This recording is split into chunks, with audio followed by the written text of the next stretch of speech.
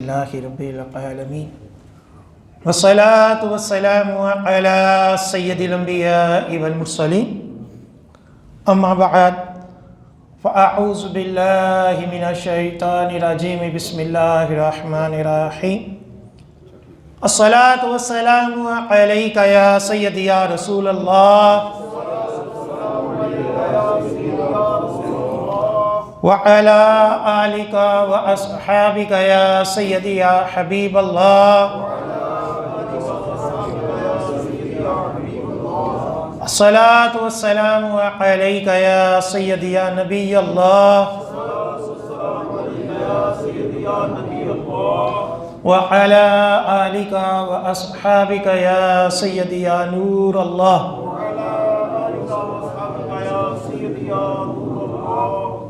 نویت سنت الاعتکاف الحمدللہ عز وجل ہم نماز جمعہ کے لیے حاضر ہوئے ہیں۔ دعا ہے کہ رب تعالی ہماری اس ادنا سی حاضری کو اپنی بلند بارگاہ میں قبول و منظور فرمائے، اور جو کچھ اس جمعے میں بیان ہوگا اسے سننے کی، سمجھنے کی، اس کے اوپر عمل پیرا ہونے کی اور مجھے صحیح طرح بیان کرنے کی توفیق عطا فرمائے۔ آج جس موضوع کے اوپر جمعے کا بیان ہے وہ ہے کہ دعوت اسلامی ہی کو زکوٰۃ اور چندہ کیوں؟ یعنی ایک سوال ہے کہ ہم کیوں دعوت اسلامی کو ہی پریفر کریں، ان کو ترجیح دیں، اور اپنی زکوٰۃ، اپنا فطرہ، اپنے دیگر واجبات اور نفلی عطیات دعوت اسلامی کو کیوں دیں؟ کیا وجہ ہے؟ آج انشاءاللہ عز و جل اس موضوع کے اوپر بیان ہوگا کہ دعوت اسلامی وہ تحریک ہے اہل سنت کی کہ جس نے اہل سنت کے کئی محاذ کے اوپر تنہا مقابلہ کیا ہے۔ نیکی کی دعوت ہو، اس کے مقابلے بھی کھڑے ہوئے، کتابیں لکھنی ہوں، انٹرنیٹ کے اوپر، سوشل میڈیا کے اوپر دینی خدمات ہوں، ایک مکمل چینل کے اعتبار سے دیکھا جائے اس میں بھی، سکول کے اندر کہ جس میں کئی عام سرکاری اسکولوں بلکہ یونیورسٹیز میں سیکولر، لبرل بلکہ دہریے قسم کے استاد لوگوں کے عقیدے خراب کر رہے ہیں، اس دور میں دعوت اسلامی نے اہل سنت کے استاد، اہل سنت کے علماء اور ایک چھت کے نیچے تمام کے تمام طلباء عاشق رسول کو اکٹھا کر دیا۔ اسکول کالجوں میں ہم نے بھی پڑھا ہے، کوئی قادیانی ہوتا تھا، کوئی گستاخ صحابہ ہوتا تھا، کوئی اولیاء کا منکر ہوتا تھا، کوئی استاد جو ہوتا تھا وہ پتہ نہیں کون سے عقیدے کا ہوتا تھا، نیلے دہلے سارے اکٹھے کیے ہوتے تھے اسکولوں میں۔ لیکن دعوت اسلامی نے فکر رضا کو عام کیا۔ یوں ہی اور آگے چلیں تو مدارس کا قیام، جامعات کا قیام، پھر جو شخصیات ہوتی ہیں ان کو ہم نے ایک عرصے سے جب نظر انداز کیا تو وہ بد مذہبوں کے پاس چلے گئے، بد مذہب ان کے پاس پہلے پہنچ گئے، ان کے عقائد کو خراب کیا۔ دعوت اسلامی نے اس پلیٹ فارم پہ بھی احسن طریقے سے کام کیا کہ ان کو شفقت دے کر سنیت کی طرف مائل کیا کہ جو اصل، ہر بندے کی جو اصل ہے وہ سنیت ہی ہے۔ ان کے آباء و اجداد سنی ہی تھے۔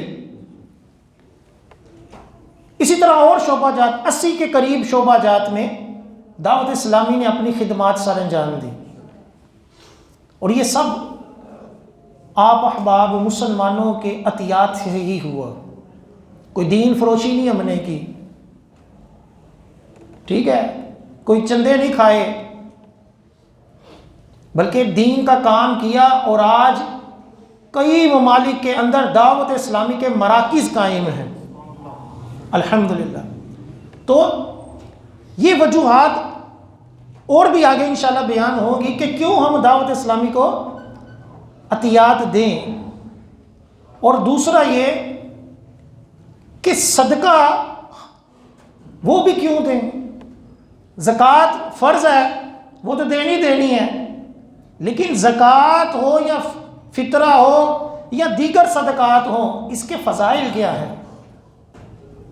ایک تو ہے کہ بندے کا فرض پورا ہوتا ہے، لیکن اللہ تعالیٰ کی شان کریمی دیکھیں کہ اپنے دیے ہوئے مال ہی سے، اپنے دیے ہوئے مال ہی میں سے جب بندہ اس کی بارگاہ میں کچھ نذرانہ پیش کرتا ہے، اللہ کی بارگاہ میں صدقہ خیرات کرتا ہے، تو اللہ تعالیٰ اس کے اوپر اس کو کثیر اجر عطا فرماتا ہے۔ دیکھیں مالک اپنے نوکر کو 1000 روپیہ دے، مالک اپنے نوکر کو 1000 دے، نوکر اس 1000 میں سے 100 روپیہ مالک کو پیش کرے، تو مالک جو ہوگا وہ پہلی بات تو ہے کہ ہو سکتا ہے خوشی نہ ہو، اگر خوش ہو بھی جائے گا تو اتنا نہیں ہوگا کہ اس کے بارے میں دل میں محبت آ جائے، بلکہ ہو سکتا ہے اعتراض ہی کرے کہ یار یہ کیا طریقہ ہے، آپ فقیر کو پیسے دیں، فقیر کچھ آپ کو واپس کر دے تو آپ اس کو اپنی انسلٹ سمجھیں گے، اگر وہ دے بھی دے دیں کہ کون سا احسان کیا، میرا ہی مال تھا مجھے تھوڑا سا واپس کر دیا۔ لیکن اللہ وحدہ لا شریک، اس کی کریمی دیکھیں کہ جو مال اس نے ہمیں عطا کیا، ہم جب اس میں سے کچھ اس کی بارگاہ میں پیش کرتے ہیں، صدقہ خیرات کرتے ہیں، زکوٰۃ دیتے ہیں، تو وہ اس سے بڑھ کر ہمیں عطا کرتا ہے، اور نہ صرف دنیا میں بلکہ آخرت میں بھی عطا کرتا ہے۔ احادیث قرآن کی آیات کثیر اس موضوع کے اوپر موجود ہیں۔ چنانچہ حضرت ابو اللیث سمرقندی رحمۃ اللہ علیہ ایک واقعہ نقل کرتے ہیں کہ حضرت داؤد علیہ السلام کی خدمت میں ایک حسین و جمیل دولہا جو تھا وہ حاضر ہوا، تو حضرت ملک الموت علیہ السلام بھی وہاں موجود تھے۔ انہوں نے سوال کیا کہ یہ نوجوان کون ہے؟ حضرت داؤد علیہ السلام نے ملک الموت علیہ السلام سے فرمایا کہ یہ نوجوان ہے، آج ہی اس کی شادی ہوئی ہے اور یہ مجھ سے بہت محبت کرتا ہے، اس لیے مجھ سے ملاقات کیے بغیر اپنی بیوی کے پاس نہیں گیا۔ حضرت ملک الموت علیہ السلام نے حضرت داؤد علیہ السلام کی بارگاہ میں عرض کی کہ اس کی عمر صرف 6 دن باقی رہ گئی، اس کی عمر صرف 6 دن باقی رہ گئی۔ یہ سن کر حضرت داؤد علیہ السلام بڑے غمگین ہوئے۔ اس واقعہ کو 7 ماہ گزر گئے مگر وہ نوجوان جو تھا وہ فوت نہ ہوا۔ پہلے کہا کہ 6 دن بعد یہ نوجوان جو ہوگا وہ فوت ہو جائے گا، بعد میں 7 ماہ گزر گئے لیکن وہ فوت نہ ہوا۔ جب دوبارہ ملک الموت علیہ السلام حضرت داؤد علیہ السلام سے ملے تو حضرت داؤد علیہ السلام نے فرمایا، ملک الموت وہ نوجوان ابھی تک زندہ ہے۔ ملک الموت علیہ السلام نے جواب دیا، جب میں نے 6 دن کے بعد اس کی روح قبض کرنا چاہی تو اللہ تعالیٰ نے ارشاد فرمایا، اے ملک الموت میرے بندے کو چھوڑ دو، کیونکہ یہ حضرت داؤد علیہ السلام سے ملاقات کر کر جب باہر نکلا تو ایک لاچار فقیر کو اپنی زکوٰۃ دے دی۔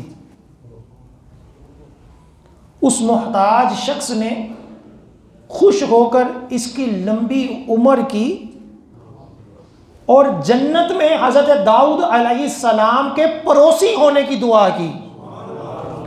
نعرہ تکبیر، اللہ اکبر۔ تو اللہ تعالیٰ فرماتا ہے کہ میں نے اس کے لیے 6 دن کو 60 سال لکھ دیا۔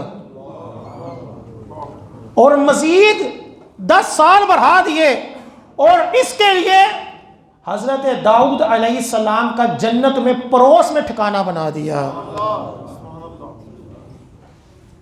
لہذا تم 70 سال کی عمر سے پہلے، تم 70 سال مدت پوری ہونے سے پہلے اس کی روح قبض نہ کرنا۔ اس واقعے سے بھی پتہ چلا کہ صدقہ خیرات کرنے سے رزق میں بھی اضافہ ہوتا ہے اور عمر میں بھی اضافہ ہوتا ہے۔ یہ کئی احادیث کے اندر مذکور ہے کہ اللہ کی راہ میں دیں تو پھر کیا ہوتا ہے، دنیا بھی سنورتی ہے، آخرت بھی سنورتی ہے۔ دنیا کیا سنورتی ہے کہ بندے کے رزق میں اضافہ ہو جائے۔ آج ہم طرح طرح کی وظیفے، طرح طرح کی کوششیں کرتے ہیں کہ ہمارے رزق میں برکت ہو جائے، کاروبار چل جائے، اور اللہ اور اس کا رسول کئی مقامات پر صدقہ دینے کی فضیلتیں بیان کرتا ہے، جس میں معروف کئی احادیث کا نچوڑ یہی ہے کہ صدقہ دینے سے رزق میں کمی نہیں آتی بلکہ اضافہ ہوتا ہے۔ اللہ تعالیٰ قرآن پاک میں ارشاد فرماتا ہے، ان کی کہاوت جو اپنے مال اللہ کی راہ میں خرچ کرتے ہیں اس دانے کی طرح ہے جس نے اگائی 7 بالیاں اور ہر بالی میں 100 دانے، یعنی دانہ ایک ہے، اس دانے سے 7 بالیاں نکلی، 7 بالیوں کے اندر ہر بالی کے اندر 100 دانے، تو ٹوٹل کتنا ہوا؟ ایک دانے سے 700 دانے پیدا ہوئے۔ اللہ تعالیٰ اس کی مثال دے کر کہتا ہے کہ جو اللہ کی راہ میں خرچ کرتا ہے اس کی مثال جو ہے اس کاشت کی طرح ہے کہ جب بندہ بیجتا ہے تو ایک دانہ ہوتا ہے، جب کاٹتا ہے تو 700 ہوتے ہیں، اور اللہ تعالیٰ چاہے تو اس 700 سے بھی بڑھا دے۔ اللہ چاہے تو، اب بتائیں 1 روپیہ دیا 700 ملا، یہ کیا کم تجارت ہے؟ کتنی بڑی تجارت ہے۔ اگر دیکھیں لوگ سود کے پیچھے پڑے ہوئے، ہمارا بیڑا غرق ملک کا بھی سود کی وجہ سے ہو، سود کی قسط اتارنے کے لیے مزید سود لیتے ہیں، اور شریعت نے ہمیں پہلے سے ہی حرام، سود اور دیگر چیزوں کی نحوستیں بتا کر حلال کمانے اور حلال کمائی سے صدقہ دینے کی فضیلتیں ارشاد فرما دی کہ اللہ کی راہ میں دو تو 700 گنا، بلکہ اللہ چاہے تو ان 700 سے بھی زیادہ عطا فرماتا ہے۔ اب ایک اور حدیث پاک ہے، حضرت عائشہ صدیقہ رضی اللہ تعالی عنہا سے مروی ہے کہ اہل بیت نے بکری ذبح کی تو اللہ کے محبوب صلی اللہ علیہ وآلہ وسلم نے فرمایا اس میں سے کچھ بچا ہے؟ آپ رضی اللہ تعالی عنہا نے جواب دیا کہ کندھے کے سوا کچھ نہیں بچا۔ جو بکری ہوتی ہے نا اس کا بھی کندھے ہوتے ہیں، تو کندھے کے سوا، جس کو دست بھی کہا جاتا ہے، ایک ران ہوتی ہے، اگلے حصے کو دست کہا جاتا ہے۔ آقا علیہ السلام کو یہ دست جو تھے وہ بہت پسند تھے، تو بقیہ سب صدقہ کر دیا، صرف ایک دستی بچی ہے، کندھا ہی بچا ہے۔ تو آقا علیہ السلام نے کتنا پیارا جواب دیا۔ آقا علیہ السلام نے فرمایا کہ کندھے کے سوا سب کچھ بچ گیا۔ کندھے کے سوا جو صدقہ کیا ہے یہ بچ گیا ہے، کندھا یہ نہیں بچا۔ حقیقت میں کیا بچا؟ جو اللہ کی راہ میں دے دیا ہے وہ بچ گیا ہے۔ ایک اور حدیث پاک میں آقا علیہ السلام نے ارشاد فرمایا صدقہ کوتاہیوں کو یوں مٹاتا ہے جیسے پانی آگ کو بجھاتا ہے۔ ہم میں سے کون گناہوں سے بڑی ہے؟ کتنے گناہ ہوتے ہیں، کتنی کوتاہی ہوتی ہیں۔ بعض دفعہ ہمارے گناہوں کی نحوست ہوتی ہے کہ ہمیں سکون نصیب نہیں ہوتا، ہمارے رزق میں برکت نہیں ہوتی، ہمارے کام کاج میں برکت نہیں ہوتی، ہماری صحت میں برکت نہیں ہوتی، گھر بار آل اولاد میں برکت نہیں ہوتی، کوتاہی ہے۔ تو آقا علیہ السلام کیا فرماتے ہیں کہ صدقہ کوتاہیوں کو ختم کر دیتا ہے۔ کس طرح ختم کرتا ہے؟ کتنی تیزی سے ختم کرتا ہے کہ جیسے پانی آگ کو بڑی تیزی سے بجھا دیتا ہے۔ حضرت میمونہ بنت سعد رضی اللہ تعالی عنہا سے مروی ہے، آپ نے عرض کی یا رسول اللہ صلی اللہ علیہ وسلم صدقے کے بارے میں ہماری رہنمائی فرمائیے۔ تو آپ علیہ السلام نے ارشاد فرمایا جو اللہ پاک کی رضا کی خاطر صدقہ کرے تو وہ صدقہ اس کے اور جہنم کی آگ کے درمیان آڑ بن جاتا ہے۔ صدقہ کس لیے کرے؟ اللہ کی رضا کے لیے، لوگوں کے اندر مشہور ہونے کے لیے، ووٹ لینے کے لیے، لاکھوں روپے لگا دو، گلی بنواؤ، کتنا اچھا کام کیا، چلو جی گلی بن گئی، لوگوں کے لیے آسانی ہو گئی۔ لیکن ہم غور کریں، ہم نے اگر گلی بنوا دی، پیسہ تھا، جو بھی تھے، گلی اس نیت سے بنائی کہ میری تحریک کو ووٹ پڑے، مجھے ووٹ پڑے، تو یہ رب کی رضا نہیں ہے۔ کسی کو صدقہ دیا اس نیت سے دیا کہ میری مشہوری ہو، تو اس سے بھی کوئی ثواب نہیں ملا، بلکہ یہ ریاکاری ہے۔ تو ہم اگر کچھ صدقہ کاری دیں، پہلی بات ہے کہ شیطان کرنے نہیں دیتا، اگر کر ہی دے تو پھر اپنے ڈنڈورے پیٹنا شروع کر دیتے، اور میں وہ فلاں کام کیتا ہوں، میں فلاں بندے نو ہر ماہ دن الحمدللہ، اور فلاں کنے بندے رکھے ہیں انہوں نے میں الحمدللہ کھانا کھلاتا ہے۔ اور بھائی لوگ بزرگان دین کا طریقہ تھا، جس طرح اپنے گناہ چھپاتے ہیں اس طرح اپنی نیکیاں چھپاتے تھے۔ ہم اپنی نیکیاں بھی ظاہر کرتے ہیں اور گناہ بھی ظاہر کرتے ہیں، بلکہ اس کے اوپر فخر کرتے ہیں۔ اسی طرح ہم سوشل میڈیا کے اندر کئی موتیں دیکھتے ہیں تو روح کانپ جاتی ہے۔ ایسی موت بھی بنی ہے کہ بندے کا جسم ہی نہیں بچا، مشین کے اندر ہی سارا پس گیا، یا گاڑی کے نیچے ایسا آیا کہ جسم الگ ہو گیا، یا آگ کے اندر گرا، بچا ہی کچھ نہیں۔ کیسی کیسی عبرتناک موتیں ہوتی ہیں۔ تو ہم مسلمانوں کو اپنی دعاؤں میں عزت کی موت کی بھی دعا کرنی چاہیے۔ مرنا تو ہے ہی، تو اللہ کی بارگاہ میں یہ مانگا جائے مولا عزت کی موت عطا فرما، شہادت کی موت عطا فرما، اچھے دن میں موت عطا فرما، اچھی رات میں موت عطا فرما، کوئی نیک کام کرتے ہوئے موت عطا فرما۔ حدیث پاک میں فرمایا جو جس طرح مرے گا اسی حالت میں اٹھا جائے گا۔ ایک بندہ ڈاکہ ڈالتے ہوئے کتے کی موت مرا ہے، ٹھیک ہے، وہ اسی طرح اٹھایا جائے گا۔ ایک چوری کرتے ہوئے مرا ہے، ایک بدکاری کرتے ہوئے، ایک شراب پیتے ہوئے، گناہ کرتے ہوئے، اللہ کی نافرمانی کرتے ہوئے ذلیل ہو کر مرا ہے، کل قیامت والے دن بھی ذلت کی حالت میں اٹھایا جائے۔ اور ایک بندہ اگر سجدے کی حالت میں مرا ہے، ایک بندہ اللہ کا ذکر کرتے ہوئے مرا ہے، ایک بندہ اللہ کی راہ میں قربان ہوتے مرا ہے، مرنا سب نے ہے، مرنا سب نے ہے۔ عزت کی موت بندہ مرے تو یہ کمال ہے۔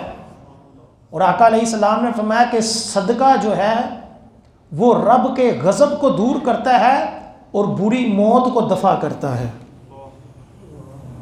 کہ جب بندہ صدقہ دینے والا ہوتا ہے تو اللہ تعالیٰ اس کی صحت میں برکت دیتا ہے اور اس کو عزت کی موت عطا فرماتا ہے۔ عزت کی موت ملنا کہ لوگ بعد میں آپ کی اولاد کہے کہ الحمدللہ میرا باپ فلاں نیک کام کرتے ہوئے مرا ہے۔ یہ نہ کہ لوگ اپنا اولاد منہ ہی چھپاتی پھرے، کوئی لاش ہی نہ اٹھانے آئے کہ یار لوگ کیا کہیں گے کہ آندھا پہ ہو سے۔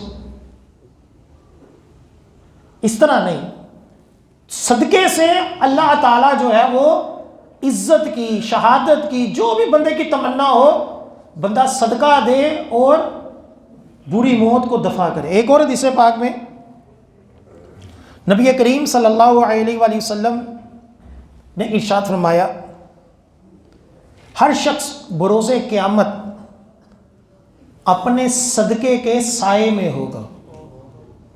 جب سورج سوا نیزے پہ ہوگا، پسینے کے ساتھ بندہ برے حال میں ہوگا، اس وقت بندے کا جو صدقہ ہوگا اس کو اپنے سائے میں رکھے گا۔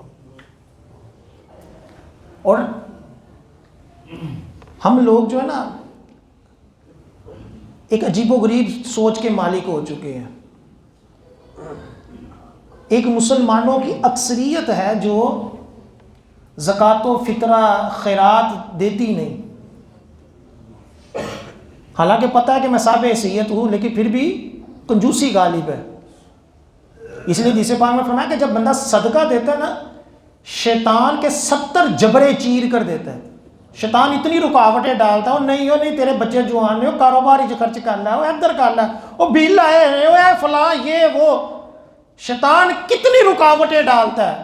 لیکن جب بندہ پرعزم ہو کر صدقہ کر دیتا ہے تو وہ شیطان کو اتنی بڑی جو ہے وہ مات دیتا ہے، اور اپنی دنیا بھی اور اپنی آخرت بھی سنوارتا ہے۔ پہلی بات تو یہ ہے کہ لوگوں کو پتہ ہی نہیں کہ صدقہ خیرات زکوٰۃ دینی ہے بھی یا نہیں، پتہ ہے پھر بھی نہیں دیتے۔ اور کئی ایسے ہیں کہ جو بھولے بنے ہوئے ہیں، سارا کچھ سانبھ کر بیٹھے ہوئے ہیں، سمجھتے کہ ساڑھے تے لگتی ہی نہیں، ہمارے اوپر تو زکوٰۃ لگتی ہی نہیں، ہم تو غریب آدمی ہیں۔ یہ ضروری نہیں کہ جس کے پاس گاڑی کوٹھی بنگلہ ہو وہی صاحب حیثیت ہوتا ہے۔ جس کے پاس اس موجودہ دور میں 52.5 تولے چاندی جتنی رقم ہے، 52.5 تولے چاندی جتنی رقم ہے، 1 لاکھ کے راؤنڈ اباؤٹ بنتے ہیں تقریباً، جس کے پاس ہیں، چاہے اس نے بچی کی شادی کے لیے رکھے ہوئے ہیں، چاہے اس نے اپنے کاروبار کے لیے رکھے ہوئے ہیں، چاہے اپنا گھر بنانے کے لیے کسی بھی کام کے لیے رکھے ہوئے ہیں، اس کے اوپر زکوٰۃ لازم ہے۔ یہ نہیں ہے کہ بیوہ کے اوپر زکوٰۃ بس لینا ہی ہے، دینا کوئی نہیں۔ کئی بیوہ ایسی ہوتی ہے جن کے پاس لاکھوں روپے موجود ہیں۔ دوسری بات، زکوٰۃ کس کے اوپر لازم ہے ایک یہ نہیں پتہ، زکوٰۃ فطرہ خیرات دینی کس کو ہے یہ بھی نہیں پتہ۔ ہر ایک نے اپنے محلے کی کوئی بیوہ رکھی ہوتی ہے، اسی کو سارا کچھ دینا ہے، کسی نے فلاں بندہ رکھا ہوا ہے، اسی کو سارا کچھ دینا ہے۔ وہ اپنے خاندان والے، اپنے دوست احباب رشتہ دار، ان کے بارے میں ہمیں کوئی، وہ ویسے ہی شیطان ہمیں لڑوائی رکھتا ہے آپس میں، اور نہیں اندھے کو بڑا ہونا ہے، اندھے کو بڑا ہے، مجھے میسنا دسدا نہیں، جس ہمارے یہاں چلتا ہے۔ دینا کس کو ہے یہ بھی نہیں پتا۔ نمبر 3، بالفرض زید ہے، زید کے اوپر نہ زکوٰۃ فرض ہے، نہ فطرہ فرض ہے، نہ قربانی فرض ہے، واجب ہے، کچھ بھی نہیں ہے، تو اس کا مطلب یہ نہیں کہ اس نے صدقہ دینا ہی نہیں ہے، کہ غریب صدقہ نہیں دے، یہ کہیں نہیں لکھا ہوا۔ صدقہ چاہے غریب ہے چاہے امیر ہے، صدقہ ہر ایک جو ہے اس کو دینا فضیلت ہی فضیلت ہے، بلکہ غریب آدمی کا اپنی تھوڑی سی آمدن سے صدقہ دینا امیر آدمی کے لاکھوں روپے سے بہتر ہے۔ ہم غریب ہو کے کہتے ہیں ساڈے تے کچھ نہیں، اس بس لینا ہے، دینا کچھ نہیں، ٹھیک ہے۔ اس لیے آقا علیہ السلام نے فرمایا نا کہ اوپر والا ہاتھ نیچے والے ہاتھ سے کیا ہے، بہتر ہے۔ دینے والے بنو، تھوڑے ہیں تھوڑے میں سے دو تو صحیح، ایک مرتبہ یہ راہ تو کھولو، یہ اپنا دل تو بڑا کرو۔ جب دینا شروع ہو گئے اللہ تعالیٰ اتنا عطا فرمائے گا کہ پھر دیتے وقت ہاتھ بھی نہیں تھکے گا، اور پھر اللہ تعالیٰ بڑھاتا رہے گا۔ لیکن جب ہماری سوچ یہ ہو کہ میں تو بڑا غریب بندہ ہوا، میرے تے زکوٰۃ کی تو میں کتوں دواں، میں کتوں دواں، جب بندہ اپنے ذہن میں یہ ڈال لیتا ہے اور بجائے دینے کے مانگنے والا بن جاتا ہے، حدیث پاک میں فرمایا کہ جب کوئی بندہ بلا حاجت شرعی کسی کے آگے ہاتھ پھیلاتا ہے، اللہ تعالیٰ اس کے اوپر 70 محتاجی کے دروازے کھول دیتا ہے۔ ایسے ہی مانگنا شروع ہو جاتے ہیں ہر ایک سے. روڈ پہ نکلے دیہڑی دار سارے کٹھے ہوئے ہوئے, کدھر برگر لین, کدھر کچھ کھان دی چیز لین کھلوتو تو کنے والے لین سے لا کے آئی جاتے ہیں. ایک نو دیو دوسرے اندازہ, دوسرا بھی آئی جاتا ہے, تیسرے, سارے دیہڑی دار لگے ہیں. وہ اسی طرح ہزاروں روپے کی دیہڑیاں لگا. تو وہ ساری زندگی مانگتے رہیں گے. ہمارے پاس ایسا بھی کیس آئے ہیں کہ اولاد صاحب حیثیت ہے, اولاد صاحب حیثیت ہے, اور اپنے والد کو کہتی ہے کہ آپ یہاں رہیں, ہم آپ کو خرچہ دیتے ہیں, لیکن اولاد کو مانگ کر کھانے کی عادت ہے. ایسی لت پڑی ہے کہ لوگوں سے مانگ کر ہی کھانا ہے. وجہ کیا ہے؟ یہ آقا علیہ السلام کے اس فرمان کی تصدیق ہے کہ جب ایک مرتبہ ہاتھ پھیلاؤ گے تو پھر کیا ہوگا, 70 دروازے کھلیں گے, پھر مانگتے ہی مر جاؤ گے, پھر کبھی بڑھو گے نہیں. جو مانگنے والے ہوتے ہیں صدیے بیت جائیں گے ان کو, ان کی نسلوں کو, یہ اسی طرح ہی مانگ رہے ہوں گے اگرچہ لاکھوں روپے ان کے پاس موجود ہوں. لیکن وجہ کیا ہوتی ہے؟ وہ مانگ مانگ کر ضمیر مر گیا ہوتا ہے, غیرت مر چکی ہوتی ہے. تو صدقہ جو ہے یہ صرف امیروں کے اوپر لازم نہیں ہے, اس کی فضیلت صرف امیر نہ کھائیں, امیر ہی نہ لیں, بلکہ جس کے پاس جتنی حیثیت ہے وہ اس میں سے کچھ ڈالے, کچھ نہ کچھ اللہ کی راہ میں دینے کی عادت بنائے. آقا علیہ السلام نے فرمایا 1 درہم 1,00,000 درہم سے بڑھ گیا. 1 درہم 1,00,000 درہم سے بڑھ گیا. وہ کیسے؟ کہ جس کے پاس 10 لاکھ تھے اس نے 10 لاکھ میں سے 1 لاکھ صدقہ کیا, اور جس کے پاس 2 درہم تھے اس نے 2 درہم میں سے 1 درہم صدقہ کیا. اب جس نے 10 لاکھ میں سے 1 کیا اس نے 10 میں سے 1% صدقہ کیا, اور جس کے پاس 2 تھے اس نے 50% صدقہ کیا. تو وہ درہم جو 1 ہوتا ہے وہ کس سے بڑھ گیا؟ وہ 1 لاکھ سے بڑھ گیا. وہاں نیت, وہاں خلوص دیکھا جاتا. شاہ ولی اللہ رحمۃ اللہ علیہ, کمال کی بات ہے کہ اس دور میں جو کئی میلاد کے منکر ہیں نا, کئی فرقے, ان کو اپنا پیشوا مانتے ہیں. کن کو؟ شاہ ولی اللہ محدث دہلوی رحمۃ اللہ علیہ کو. آپ ہر سال سرکار صلی اللہ علیہ وسلم کے میلاد کی خوشی میں صدقہ خیرات کرتے تھے. ہندوستان پاکستان کی تاریخ اٹھا لیں, ہر صوفی سنی رہا ہے اور فرقہ حنفی کو ماننے والے رہے. یہ اب نیلے دہلے کٹھے ہو گئے, اردو ترجمے پڑھ کر حدیثوں کے تو محدث بن گئے, اور اپنے آپ کو علامہ فہامہ پتہ نہیں کیا سمجھنا شروع ہو, آتا جاتا کچھ ہے نہیں. تو شاہ ولی اللہ رحمۃ اللہ علیہ ہندوستان کے اکابر علماء میں سے ایک ہستی ہیں. تو ہر سال سرکار کے میلاد کے اوپر اہتمام کرتے تھے, اچھے اچھے کھانے پیش کرتے تھے, لوگوں میں تقسیم کرتے تھے, میلاد کی کیا کرتے تھے؟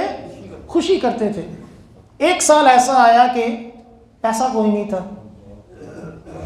تو آپ نے کہا کہ یار کچھ نہ کچھ صدقہ کر رہے ہوں.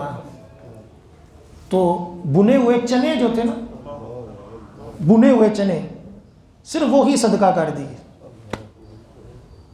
سرکار کی بارگاہ میں وہی نذرانہ پیش کر دیے کہ کچھ نہ کچھ تو دو نا یار اللہ کی بارگاہ میں, اگر کچھ بھی نہیں تو کچھ تو دو.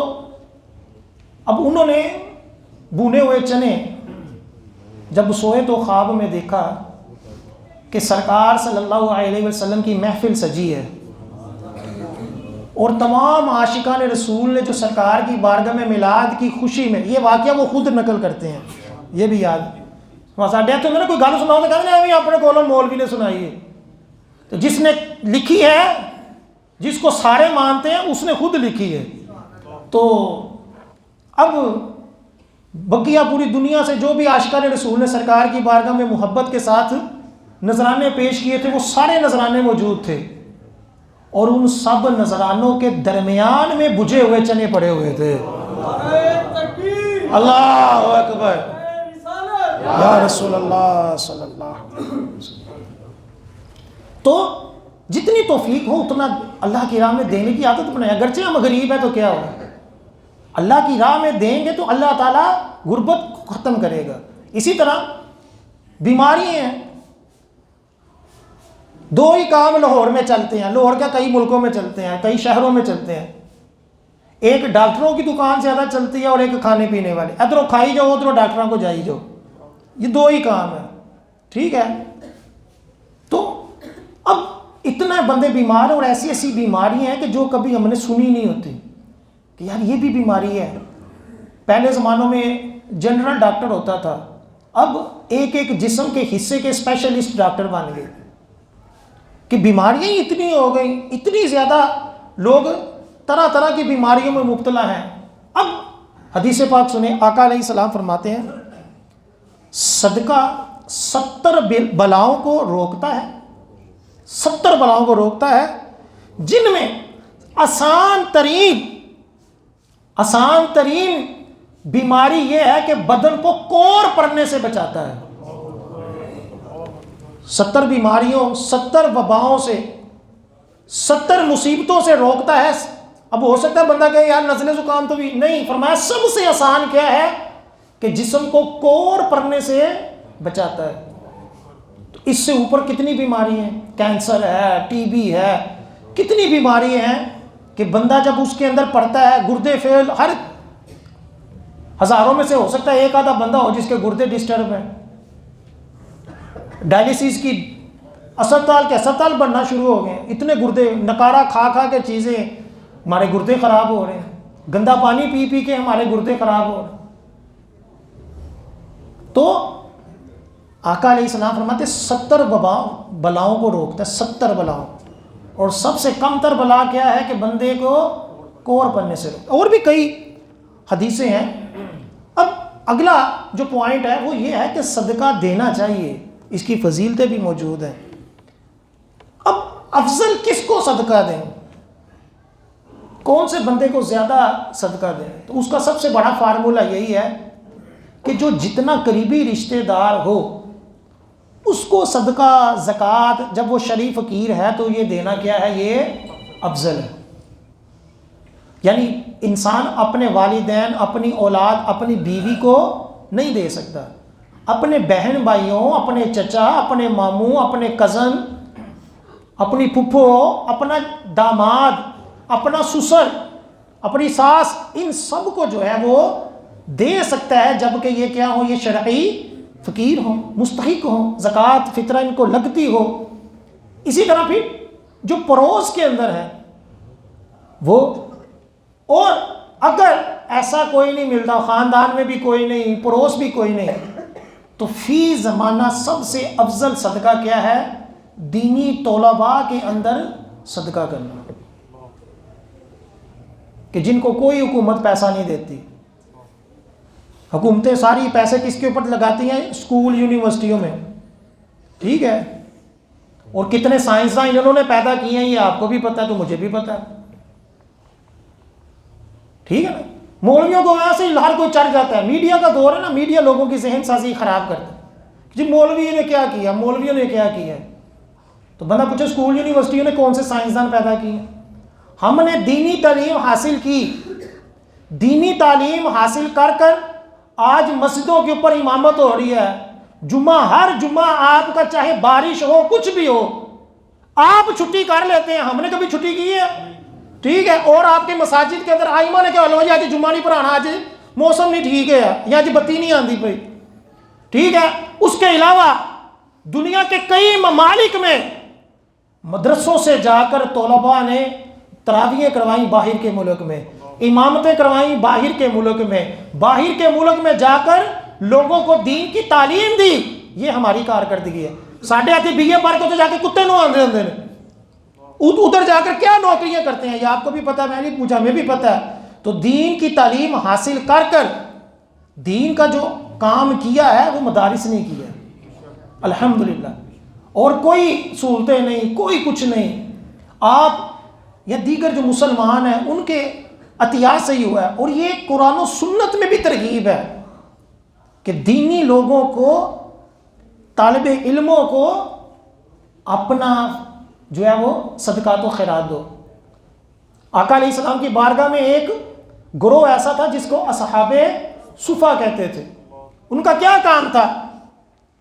ان کا کام تھا کہ وہ کوئی کاروبار نہیں کرتے، صرف سرکار صلی اللہ علیہ وسلم سے دین سیکھتے تھے۔ 70 کے قریب وہ طالب علم تھے جو صحابی رسول تھے، جن کے پاس رہنے کو جگہ نہیں تھی، کھانے کے لیے کچھ نہیں تھا، اور جن میں سر فہرست جو تھے وہ حضرت ابو ہریرہ تھے۔ آج ابو ہریرہ رضی اللہ تعالیٰ عنہ کی حدیثیں سب سے زیادہ ہمیں پہنچی ہیں۔ اگر یہ کاروبار کرتے ہوتے تو ہمیں کئی حدیثیں پتہ ہی نہ چلتی۔ جو سارا دن سرکار کی بارگاہ میں بیٹھتے، حدیثیں یاد کرتے تھے، اور سب سے زیادہ دین کا حصہ حدیثوں کی شکل میں حضرت ابو ہریرہ رضی اللہ تعالیٰ عنہ سے ہمیں ملا۔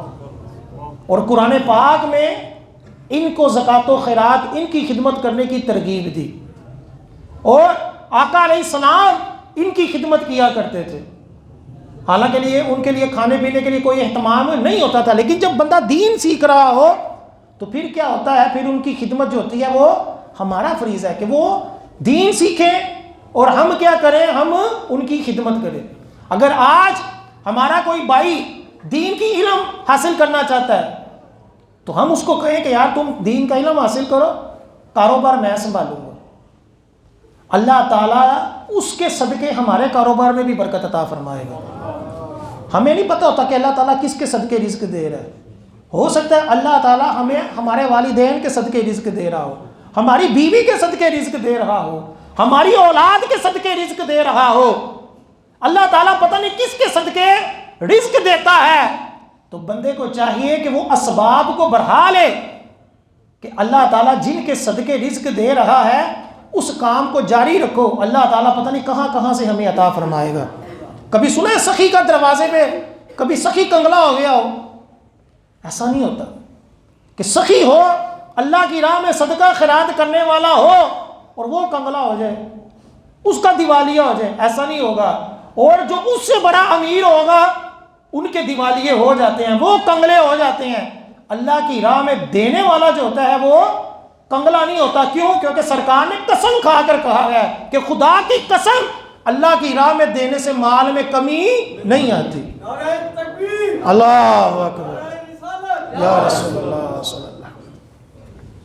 ایک اور حدیث پاک ہے، بڑی مشہور و معروف حدیث پاک ہے، کنز العمال کی حدیث پاک۔ آقا علیہ السلام نے فرمایا آخری زمانے میں دین کا کام بغیر درہم و دینار کے نہیں ہوگا۔ آج جس دور میں ہم رہتے ہیں، یہ جو مسجد ہے، یہ مسجد چل رہی ہے، یہ پیسوں سے ہی چل رہی ہے، یہ بجلی، یہ پانی، یہ تعمیرات، یہ سارا پیسوں سے ہو رہا ہے۔ ورنہ اس دور میں چلے جائیں، مٹی کے اوپر نماز پڑھیں، چٹائی بھی نہ ہو، مسجد نبوی میں پتھر بھی ہوں، ٹھیک ہے، تو پھر آپ دیکھیں نماز کون کتنی پڑھتا ہے۔ ساڈے تے بابے کہتے ہیں فوم بچھاؤ تھلے، لوگوں کی نمازاں بھاویں بیڑا غرق ہوندا ہوے، نماز سجدہ صحیح ہوئے نہ ہوئے، فوم بچھا دیو، سارے فوم بچھا کر سکون کے ساتھ اے سی لگا کر نمازیں پڑھ، ٹھیک ہے۔ تو جب اللہ کی راہ میں صدقہ خیرات کرنے کی باری آتی ہے تو تنقیدیں شروع ہو جاتی۔ تو درہم و دینار کے بغیر دین کا کام نہیں ہوگا، یہ آقا علیہ السلام نے 1400 سال پہلے فرمایا۔ اب جو موضوع ہے ہمارا کہ دعوت اسلامی ہی کو ہم کیوں زیادہ ترجیح دیں، انہی کو زکوٰۃ و فطرہ دیگر عطیات کیوں دیں۔ اب میں چند دعوت اسلامی کی 80 شعبوں میں سے چند شعبے آپ کو بیان کرتا ہوں۔ اب تک دعوت اسلامی ہزاروں مساجد، سینکڑوں فیضان مدینہ تعمیر کر چکی ہیں، اور فیضان مدینہ کہاں تعمیر کیے ہیں؟ کافروں کی عبادت گاہوں کو ختم کر کر وہاں فیضان مدینہ کی بنیاد رکھی ہے۔ جی کئی لوگ ہوتے ہیں نا، کئی انتظامیہ ہوتی ہے، ایویں چودھری بن جاتے ہیں، دین دے پتہ کچھ آندا جاندہ ہے نہیں۔ ایسے ہی دعوت اسلامی کے اوپر اور بھی سنی علماء کے اوپر، دیندار لوگوں کے اوپر تنقیدیں کرتے رہتے ہیں۔ اوقات اتنی ہوتی ہے کہ ایک مسجد کی انتظامیہ ہوتی ہے، ایک مسجد کی انتظامیہ ہوتی ہے، ہر سال رمضان میں تعمیرات ان کی چل رہی ہوتی ہے۔ دیکھیے کہ رمضان شروع ہوگا نا، ہر تیسری چوتھی مسجد کی تعمیرات شروع ہو جاتی اور کئی سالوں سے چل رہی ہیں۔ وہ ایسا پروجیکٹ ہے جناب پاکستان کے ڈیم وانگو ختم ہی نہیں ہوتا، چلتا ہی رہا ہے، ٹھیک ہے۔ یہاں تو وہ بنتی نہیں، یہاں وہ بنتی نہیں، لوگ دیتے ہی نہیں، یا یہ ہے کہ ان کو بنانے کا طریقہ ہی پتہ نہیں، ٹھیک ہے۔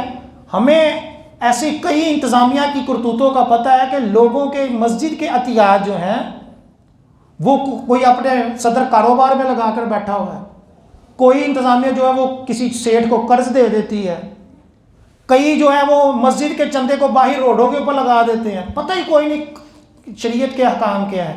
یہ دعوت اسلامی ہے کہ ایک ایک روپے کا حساب رکھتی ہے کہ جو روپیہ جس کام کے لیے ہے مفتیان کرام سے پوچھ کر اس کو اسی کام میں لگانا ہے۔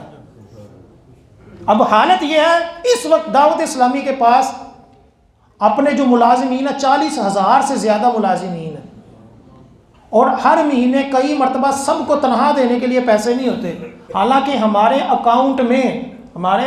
اکاؤنٹ میں سیلاب زدگان کے لیے ابھی تک لاکھوں روپے موجود ہیں۔ سیلاب والوں کے لیے کیا ہے؟ لاکھوں روپے موجود ہیں، وہاں ہم اپنا کام کر رہے ہیں، حالانکہ وہی چندہ اگر کوئی اور تحریک ہوتی، کوئی اور انتظامیہ ہوتی، انہیں کہنا سی ٹھیک ہے ابھی دین دا کام ہے، انہیں وہی چندہ چکنا سی تے اپنے ملازمین کی تنخواہ چلا دینا سی۔ لیکن کیا ہے؟ ہمیں شریعت کی لگام ہے، امیر اہل سنت کی تعلیمات ہیں کہ جو چندہ جس کام کے لیے لیا ہے اس کو اسی کام میں خرچ کر۔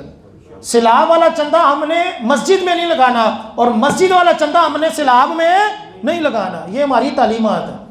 پھر ہمارے مدارس جو ہیں، ہمارے جو بچے ہیں ان کی تعداد دیکھیں کتنی ہے کہ اس وقت تقریباً 6,509 مدرسے ہیں، جن میں تقریباً 2,94,105 بچے دین کا علم حاصل کر رہے ہیں۔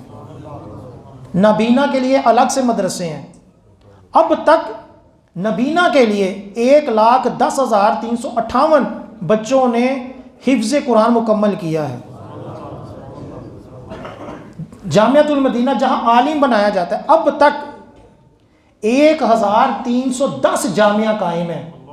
1,300 ایک مدرسہ پان لگیا نا پتہ چل جاتا ہے، بندہ کہتا بس پا میں نہیں خرچہ چک سکتا۔ تو ہمارے کتنے ہیں؟ 1,310، یہ صرف لڑکوں کے ہیں، اور جن میں 1,04,857 طالبات اس وقت دین کے عالم بن رہے ہیں۔ اسی طرح دارالافتاء اہل سنت جہاں مفتیان کرام لوگوں کو فری میں پرنٹ نکال کر فتوے دیں، 14 دارالافتاء قائم ہیں۔ اسی طرح اور مختصر کورس، نماز کورس، فلاں کورس یہ چل رہے ہیں، آن لائن بھی دین کی تعلیم دی جا رہی ہے۔ اور اس کے علاوہ کئی شعبہ جات میں جیلوں کے اندر جا کر دین کا کام کرنا، شخصیات کے اندر دین کا کام کرنا، صحافیوں کے اندر دین کا کام کرنا، اور کئی ایسے شعبے ہیں جو 80 کے قریب ہیں کہ جہاں دعوت اسلامی جو ہے وہ اپنی خدمات سر انجام دے رہی ہے، اور ہمیں نہ سعودیہ سے ایڈ آتی ہے نہ ایران سے آتی ہے۔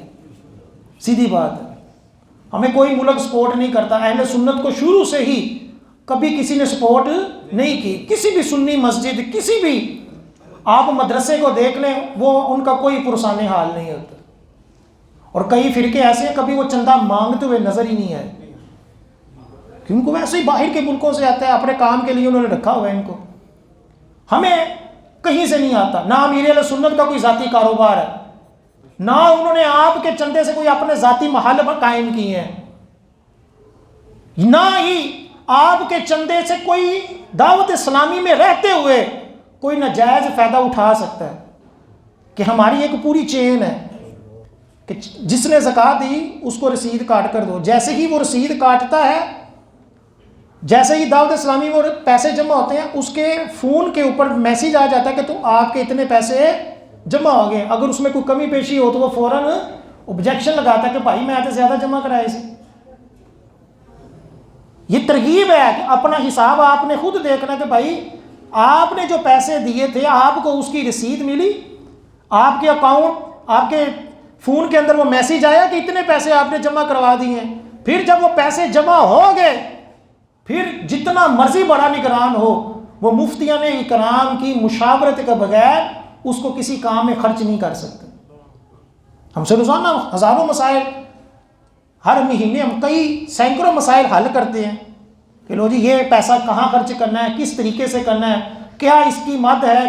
لوگوں سے بعض دفعہ پوچھنا پڑتا ہے کہ آپ نے کس مد میں پیش کیا، یہ سارا زکوٰۃ و واجبات کو الگ الگ رکھنا، ہر چندے کو اس کے اوپر ہی خرچ کرنا، یہ دعوت اسلامی کا خاصہ ہے الحمدللہ۔ اس لیے ہم کہتے ہیں کہ یہاں دو، ورنہ کئی لوگ زکاتیں دیتے ہیں، ہمیں پتہ ان کی زکاتیں ادا نہیں ہوتی۔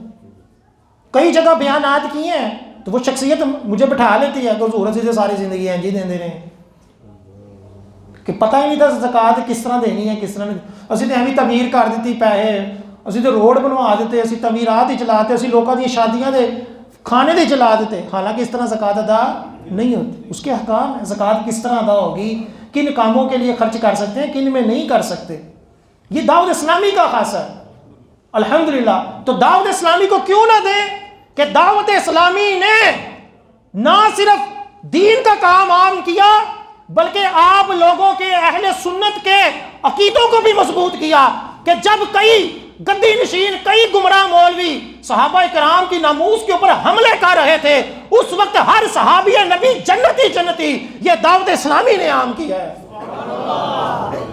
الحمدللہ۔ یہ آج سے 100 سال بعد جب تاریخ لکھی جائے گی تو لکھنے والا یہ لکھے گا کہ جب حضرت امیر معاویہ کا نام لے کر ان کے اوپر معاذ اللہ گالم گلوچ کیا جاتا تھا، اس وقت اپنی اولاد کو صحابی رسول کے نام رکھنے پر جو ترغیب دی تھی وہ الیاس قادری نے دی تھی۔ کئی مولویوں نے حضرت امیر معاویہ کو پہلے تختہ مشق بنایا، حضرت امیر معاویہ سے چلتی چلتی بات اب حضرت ابوبکر صدیق کی افضلیت کے اوپر بھی ڈاکا ہے، اب حضرت علی رضی اللہ تعالیٰ عنہ کو تمام انبیاء سے بھی افضل کہنا شروع ہو گئے، اب ابو طالب اس کو تمام صحابہ سے بھی افضل کہنا شروع ہو گئے جن کے ایمان کے بارے میں مسئلہ ہے، مبالغہ رائی عروج پر ہے۔